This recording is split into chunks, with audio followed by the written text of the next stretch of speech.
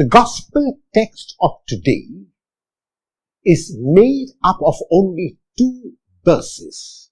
Mark chapter 3, verses 20 and 21.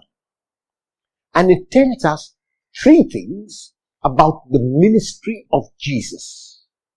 First, it says that Jesus was so busy in the ministry that he did not have time even to eat. And then it goes on to say that those who encountered him, or some of those who encountered him, thought that he was out of his mind. And the third is they went and told his family that he had gone mad.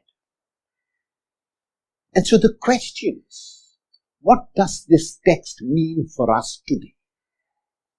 The first thing it means is this, that Jesus was so focused on his ministry that his food and his drink was to do what God had sent him to do. Food would sustain him externally, but what sustained him in the deepest sense of the word was making people whole. And these people whom Jesus made whole were not the rich alone, were not the righteous alone, but mainly the poor and mainly sinners. According to every single tradition, the Messiah who would come was expected to separate the wheat from the chaff, where the wheat referred to the righteous person and the chaff referred to the sinner.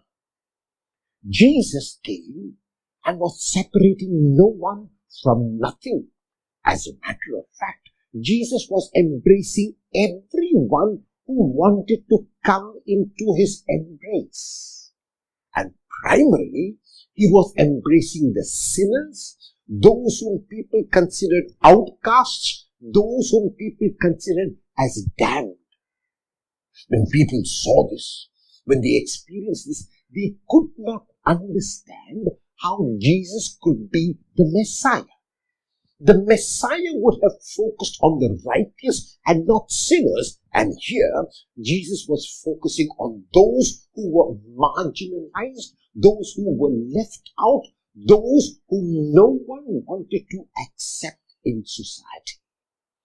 What other explanation could there be that if he was not the Messiah, surely he was out of his mind?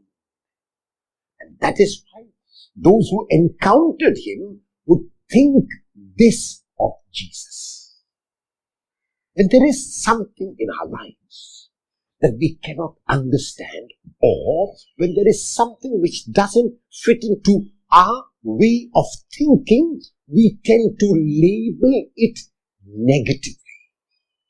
What is required is openness, because God reveals God in a variety of ways.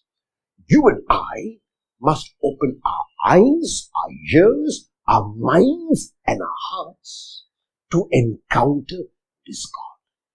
This God comes primarily in the poor. This God comes primarily in the marginalized. And when we encounter God in the poor and in the marginalized, like Jesus did, then we communicate God to them. How will you communicate God to at least one poor person today?